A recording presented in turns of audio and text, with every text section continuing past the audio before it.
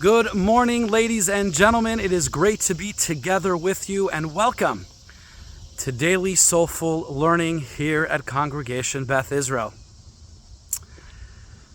What is the difference between an owner and an employee, and how could that difference make a huge impact in the way we live our lives? Well, there's many differences. But one difference to focus on is that both an employee and an owner will work very hard, and they will do everything during their time of working to meet all of the company's goals. Every employee is extremely valuable. But one of the core differences is that the employee at night can sleep. The owner can never sleep.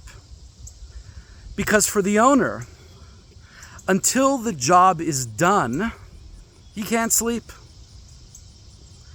In life, there are those that they have a relationship with life, like employees, and those that have a relationship with life, like owners. You have some people that say, I'm going to give it all. I'm going to do everything that I need to do to have a meaningful life and check all the boxes. All of the boxes that are things that people need to do while they're living life. Whether or not the job is complete, not everyone loses sleep over that. The same thing is about our relationship with Judaism. You have some Jews that the relationship with Judaism is as employees. Others, their relationship with Judaism is like an owner. We all know what the big mission of Judaism is, the big calling, that we want to bring this world to a better and a brighter place, a time where there will be peace, no more war, no more famine, no more illness, where the presence of God will be felt in every single corner of the universe, and every single individual will recognize that they were created in the image of God with a purpose and a reason. And you can have Jews that are very committed to this. And therefore they do all of the mitzvot, they study Torah, they check all the boxes, they celebrate all of the holidays. They do everything to move things forward. And at the end of their life, immediately they are given the stamp of approval. You are righteous. They go to the Garden of Eden, a massive celebration, welcome this righteous individual who lived a very engaged Jewish life, moving the dial forward. But however great this person is, are they losing sleep? Are they losing sleep that even though they may be living a righteous life, but still the big question remains, we're still in exile. There's still pain, there's still suffering, there's still illness. I may be righteous, I may be doing everything that I'm doing, but it's the select few that take on an owner's relationship with Judaism, where until the mission is accomplished, I just can't sleep, because it has nothing to do with me being righteous. It has nothing to do with whether or not I'll be granted entry into the Garden of Eden. I want to see the mission accomplished, and until the world is a better and a brighter place, I can't sleep at night. There's a great story. There was a rabbinical convention that happened in St. Petersburg. This was about 100 years ago. A little bit over 100 years ago.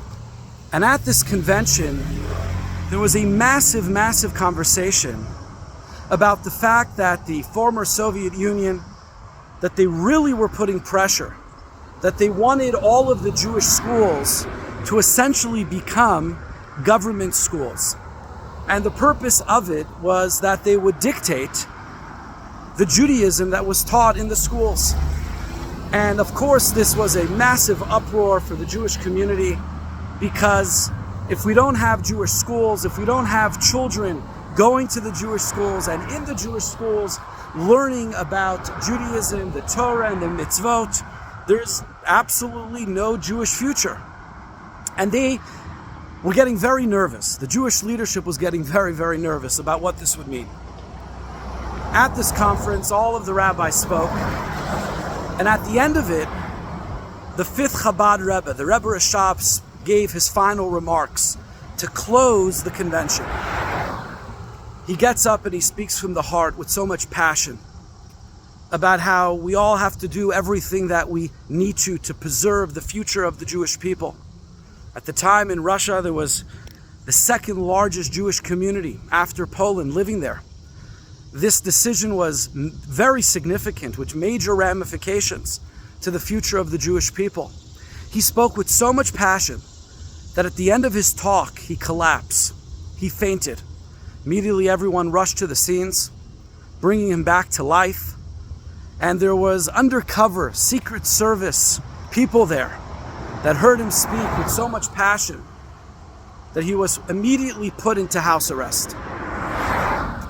At the end of his time of being in house arrest, one of the rabbis came to the Rebbe Rashab's house. And he says, he comes in and he sees the Rebbe Rashab sitting by his table, crying and crying and crying and crying.